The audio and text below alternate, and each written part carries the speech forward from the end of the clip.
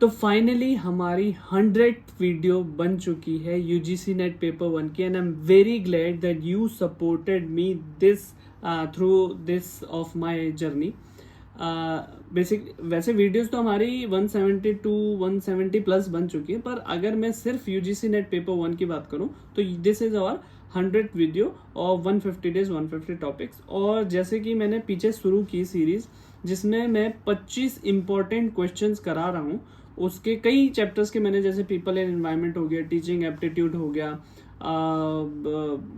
कई सारे Indian logic हो गए, इन सब के मैंने करा चुका हूँ। और वो मैंने रिस्पेक्टिव जो प्लेलिस्ट है ना उसके अंदर ही डाली है। जैसे अगर पीपल एंड एनवायरनमेंट की जो पूरी प्लेलिस्ट है, पूरा सिलेबस मैंने करा रखा है, उसके बाद आपको 25 क्वेश्चन की जो वीडियो है ये भी मिल जाएगी। ठीक है, उसके बाद ये खत्म होने के बाद हम करेंगे पीवाईक्यू। तो जरूर वैसे आज रिजल्ट भी आ गया, आज नहीं कल आया रिजल्ट, ये बेसिकली वीडियो एक दिन पहले की है। तो रिजल्ट, फाइनल रिजल्ट का वेट ना करके आप प्रिपरेशन शुरू कर दो। जैसा भी रिजल्ट होगा अच्छा होगा तो बढ़िया है, अगर अकॉर्डिंग टू योर एक्सपेक्टेशन नहीं हुआ तो आप ये अपनी प्रिपरेशन तो जारी रखो। ठीक है, without further wasting time let's dive into it.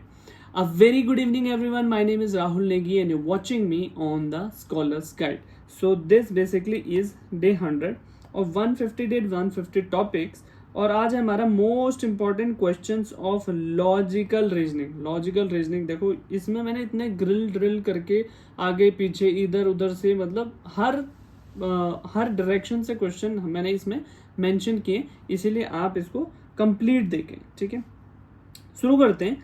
Categorical propositions of all. अब प्रपोजिशंस क्या होते हैं, कैटेगोरिकल प्रपोजिशंस क्या होते हैं, 4 टाइप के होते हैं, AEIO। इनको अगर डिटेल में जाना आप लॉजिकल रीजनिंग प्लेलिस्ट देखो, और आई कैन एश्योर यू कि आप रिग्रेट नहीं करोगे। ठीक है, तो स्टार्ट करते हैं। अ categorical proposition of the form all SRP। ठीक है, तो जैसे मैंने कहा A है, E है, I O है, 4 टाइप के कैटेगोरिकल प्रपोजिशन है, उनमें से एक ये है। इज क्लासिफाइड एज टाइप, कौन सा टाइप की है, ए की है, ई की है, आई की है, ओ की। अब एक चीज ध्यान रखना, मैंने कहा है A is universal positive, E is universal negative, I is universal particular positive and O is particular negative. अब यहाँ पर देखो ऑल की बात कर रहा है, मतलब यूनिवर्सल है, और इसमें नॉट कहीं है नहीं, तो ये पॉजिटिव हुआ, तो क्या हो गया, ए हो गया। आप इसको ऐसे भी याद रख सकते हो, A for all, A for option जो हमारा ए है। ठीक है, second one is a categorical proposition of the form no SRP। अब देखो इसमें सम की बात नहीं करी ना, मतलब किसी पर्टिकुलर की बात नहीं करी, यूनिवर्सल की बात करी, या तो सारे हैं या तो सारे नहीं है, नो, तो ये यूनिवर्सल हो गया, तो ये दोनों ऑप्शन तो कट गए। अब ऑल इसलिए नहीं है क्योंकि ये पॉजिटिव नहीं है, ये नेगेटिव है, इसीलिए नो SRP, ये हो जाएगा ई अपना। ठीक है, अब आता है categorical proposition of the form some SRP। अब सम की बात करिए तो यूनिवर्सल जो दोनों हैं उनको हम रिमूव कर देंगे, a universal positive remove, E universal negative remove. अब आता है आई और ओ को। देखो आई बात करता है पॉजिटिव की और ओ बात करता है नेगेटिव की। नेगेटिव मतलब नेगेशन, नो वगैरह आ गया तो वो पर्टिकुलर नेगेटिव हो गया। ठीक है, आई हो गया, पर यहाँ पर पॉजिटिव की बात करिए और पर्टिकुलर की बात करिए तो हमारा ऑप्शन होगा नंबर 1, नंबर 1 कह रहा हूँ, आई। ठीक है, a categorical proposition of the form some S. अब सम की बात करें मतलब पर्टिकुलर की बात करें, और सम एस आर नॉट। अब नॉट नेगेशन आ गया इसमें, मतलब अब देखो सम की बात करें तो ए और ई तो होगा नहीं, आई इसलिए नहीं होगा क्योंकि यहाँ पर नॉट आ गया, तो हमारा ऑप्शन क्या होगा, ओ होगा। देखो जैसे डी है यहाँ पर, तो अगर आपको ये थोड़ा सा भी कंफ्यूजन लग रहा है, आई एश्योर यू आप जाइए लॉजिकल रीजनिंग प्लेलिस्ट चेक करिए, और उसके बाद आपको ये it will be like a piece of cake. ये क्या, इससे जो हार्ड क्वेश्चन आएंगे वो भी आपको as a piece of cake ही लगेंगे। ठीक है, moving further to the next question. In categorical proposition the term that is distributed in a universal affirmative. अब यूनिवर्सल अफर्मेटिव या फिर यूनिवर्सल पॉजिटिव एक ही बात है, ए को कहते हैं।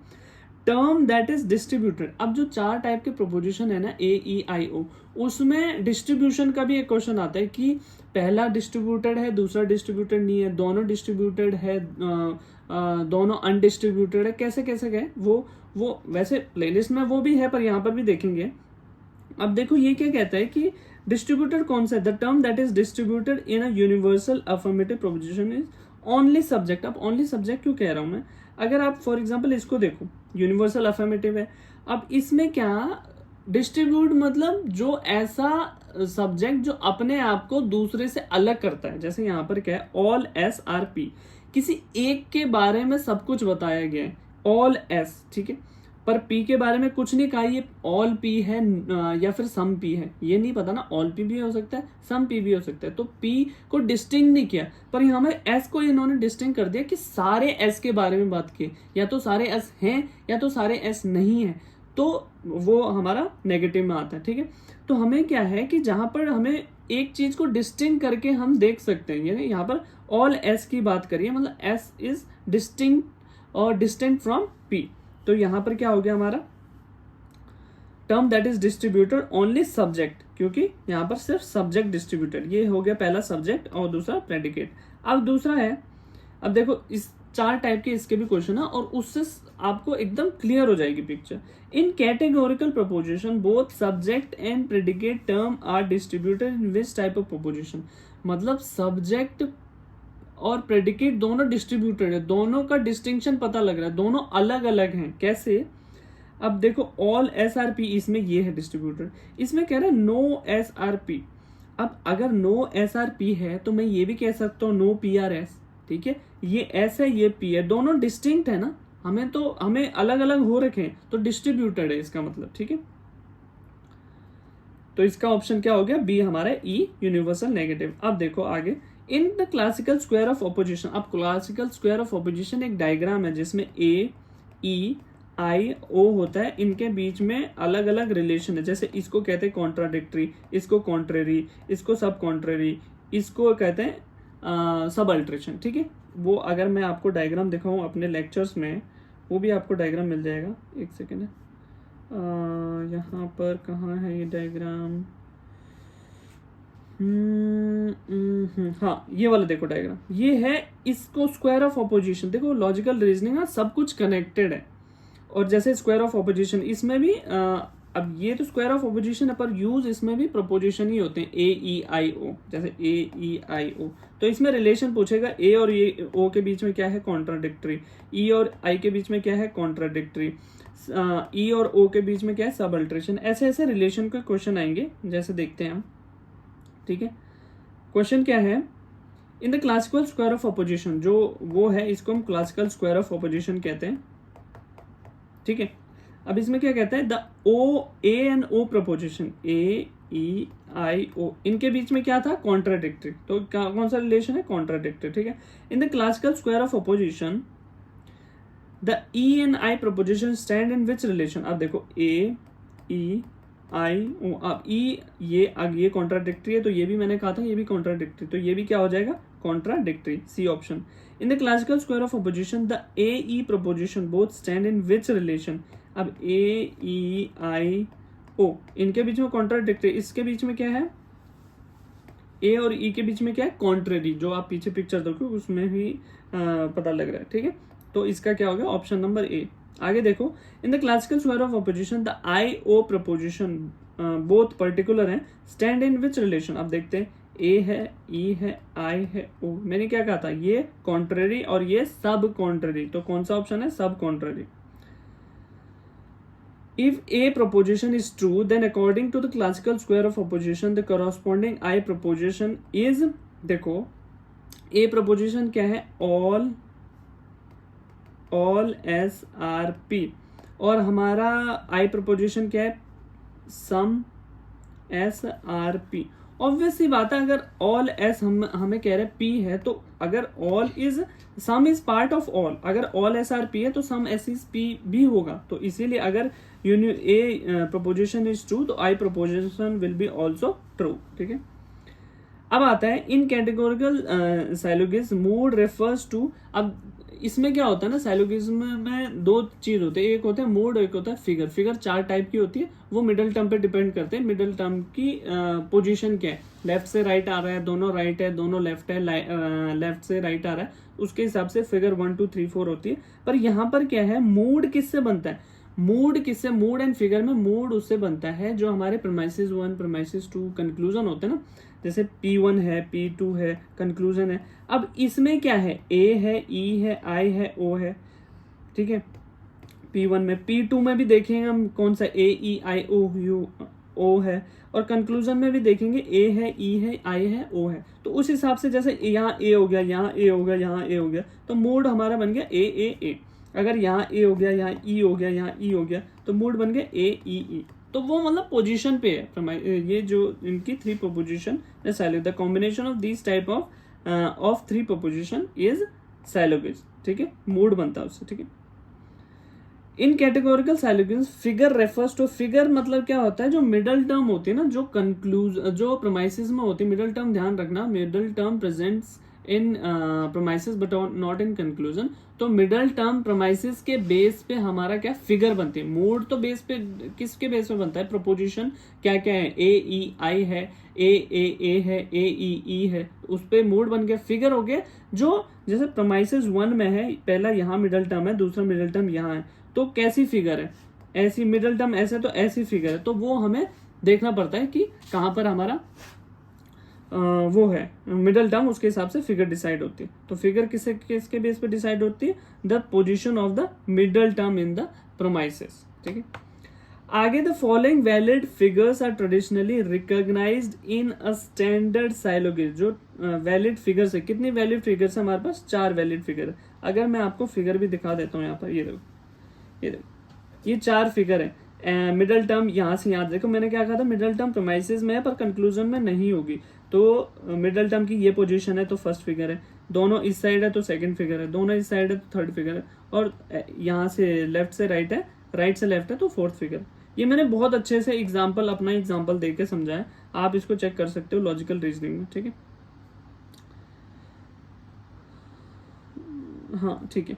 नेक्स्ट आता है हमारे पास, the middle term in a categorical syllogism is defined as the term that appears in both premises but not in conclusion। Obviously मैंने पहले ही बता दिया, मिडिल टर्म वो है जो प्रोमाइसिस में आएगा पर कंक्लूजन में नहीं आएगा।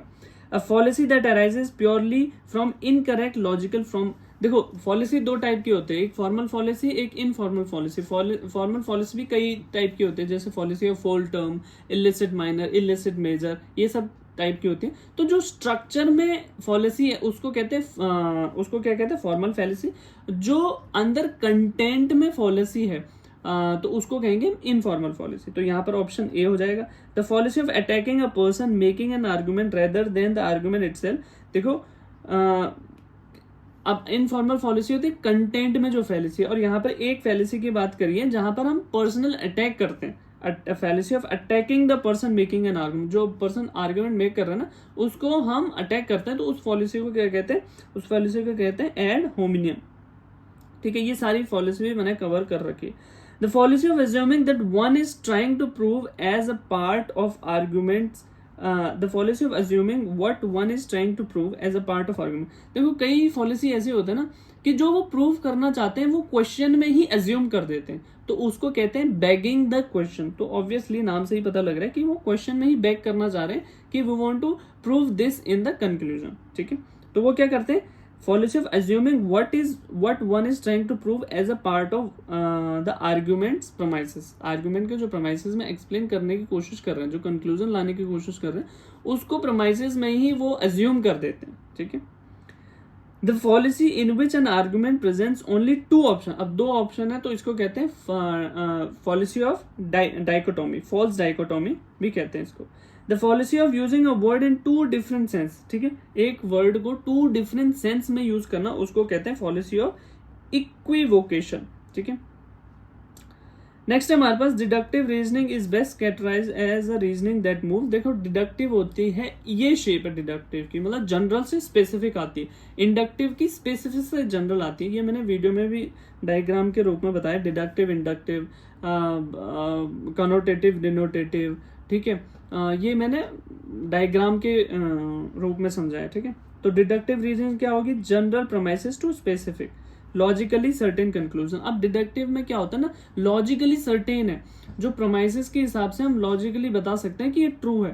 पर इंडक्टिव में क्या होता है, प्रोबेबल कंक्लूजन होता है। For example all swans are white, मैंने स्वान ए देखा वो भी व्हाइट है, स्वान बी देखा वो भी व्हाइट है, स्वान सी देखा वो भी व्हाइट है, तो प्रोबेबल कंक्लूजन मैंने निकाल दिया कि ऑल स्वान आर व्हाइट। पर एक ब्लैक स्वान वो पूरी कंक्लूजन को डिनाई कर देगा। तो इसीलिए डिडक्टिव आर्ग्यूमेंट क्या होता है, करेक्ट होता है, वैलिड होता है, वो प्रीमाइसिस से ही आता है। पर इंडक्टिव आर्ग्यूमेंट क्या होता है, प्रोबेबल होता है। The inductive reasoning is best characterized as reasoning that moves from what? Specific observation toward a probable general conclusion.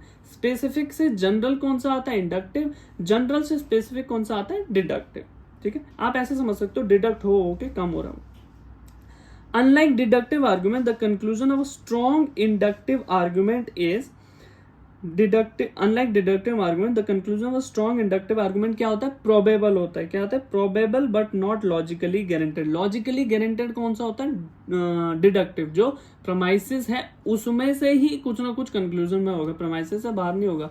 पर इंडक्टिव में क्या होता है, प्रोबेबल होता है। जैसे स्वान ए व्हाइट है, स्वान बी व्हाइट है, स्वान सी व्हाइट है, स्वान डी व्हाइट है, तो हम ये कंक्लूजन करते हैं कि सब स्वान व्हाइट है। पर दैट इज प्रोबेबल, क्यों, काफी सारी प्रोबेबिलिटी के बाद बना है, that is not logically guaranteed. Okay, analogy मतलब जब कंपेयर करते हैं, doctor to is to patient, तो टीचर इज टू, ऑब्वियसली बात है, स्टूडेंट होगा। ठीक है, in using Venn diagram to test the validity of categorical syllogism, an argument is considered valid. जब हम वेन डायग्राम का यूज करते हैं to test the validity of categorical syllogism, an argument is considered valid. कब argument माना जाता है, जब the diagram of premises when correctly drawn automatically shows that conclusion is true।